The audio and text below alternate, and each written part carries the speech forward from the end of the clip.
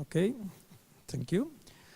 Good morning. So the title is a little bit general, fact-finding on next generation networks, but our activity covered, say, traditional regulation for the wholesale fixed markets, so copper and fiber. I try to be brief and direct and go straight to to our main suggestions at the end of this fact finding. So our activity was focused on fixed markets, analysis of remedies and obligation, SMP, but also we opened an important window on non-SMP, which means symmetrical regulation, a regulation that is affecting all the operators, notwithstanding the fact that they are SMP or not, as a result of a market analysis.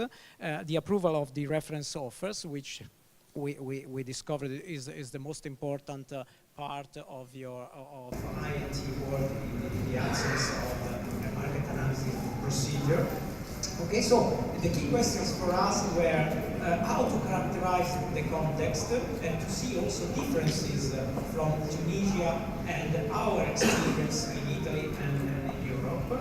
Then to look at INT activity in the light of the current framework and look where and if benchmarking in some activities is a useful strategy, learning from other experiences. Okay,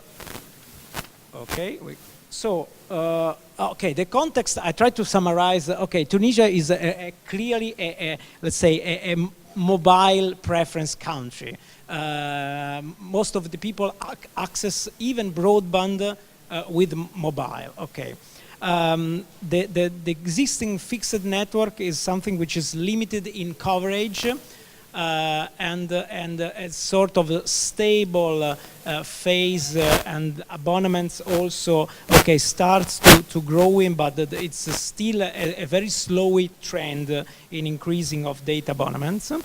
Fiber is not and while this means that the distances from Italy and Europe are quite important, because fixed and mobiles in Europe are not seen as substitute. We have a sort of burden, which is the legacy copper network, which is something that is not easy to deal with in the time where you have to switch to new generation networks. The penetration of broadband is high, and also the coverage of new generation networks, fully fiber or partially based on fiber, is quite satisfactory.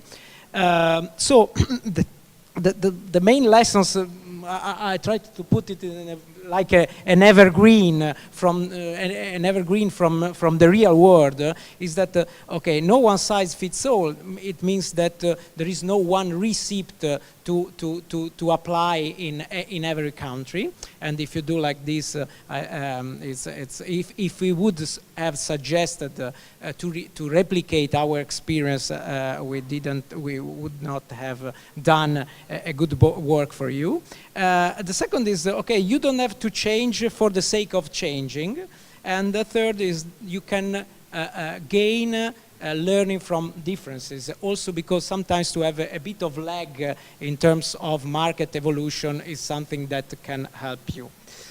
Okay, so from the context to some priorities, we can switch to the, thanks. So what I call the trade-off between the investments in the legacy network and the investment in the new generation networks is a weaker trade-off than for us in Italy and Western Europe. And also the paradigm of the ladder of investments, which is a sort of a pillar for wholesale regulation, we developed it in several years. It's something that we realize is not a milestone for you as it were for us in Europe. What does it mean, this one? Okay, the first consideration, okay, try to be brief but not too rude, is that all the emphasis in the development of a regulation concerning local loop unbundling for the Copec network maybe is a less essential regulatory tool for Tunisia as it was in Western Europe. What does it mean? That you don't have to regulate unbundling, but that maybe just focus on imposing unbundling as a mere access service, and also subloop and all the kind of regulation in to the cabinet is less relevant, and probably the time you switch to let's say fiber model, a fiber closer to the client, at least in the main cities of Tunisia, is a model which can be developed quite let's say easily without an intermediate step in fiber to the cabinet, fiber to the node, something like this. So these points for us were useful in finding a way to balance regulation between fostering competition at the retail level, because everyone wants competition, wants to pay less for better services, and on the same time to create a favorable ground for investments in NGA infrastructure, which is the challenge for all the regulators in every part of the world. It's only a matter of the stage where we are. And we discussed with you a bit your consultations concerning le partage de la fibre optique and the reference offer for VULA, and these we dedicated some times to discuss with you, and these are quite a good piece of let's say regulation moving towards an NGA environment. And we also say that the fact that in this time you don't have a market analysis procedure is not a limit in order to perform and to use regulation to have results, effective results. Okay, so our main suggestions. So we split between non-SMP regulation, so the kind of symmetric regulation which can be prioritized in Tunisia for passive services, which basically means access to infrastructure, access to ducts. And the second line of activity should be how to take decisions in order to reduce the cost for, let's say, digging and to reuse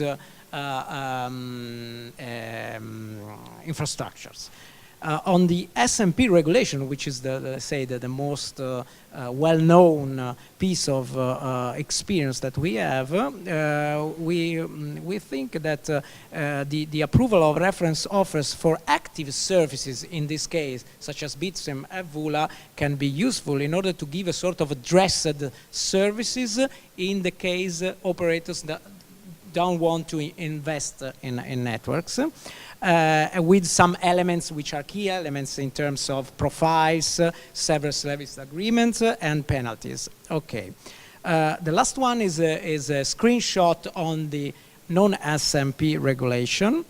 First of all, you can ask for, we call it INT empowerment, in order to be more effective. You should have the power to impose symmetric obligation in order to guarantee the right of access to all kinds of existing infrastructures, not only electronic communication ones, for instance, electricity network, roads, etc., for all network operators and public bodies, and not only electronic communication ones, and in highest, in a large part of the network sanctions. So it's a kind of a suggestion to advocate for a legislative modification of the code. And the last one is something related to information in order to reuse infrastructure and to speed and reduce the cost of NGA deployment, information in terms of where is the infrastructure, how can you access to this georeferenced infrastructure, etc., is a key driver, and Europe and Italy is working to develop a sort of, let's say, a single information point together with the minister, and we think that this kind of activity could be also a benchmark for you. Okay, try to be, let's say, closed as possible. Thanks.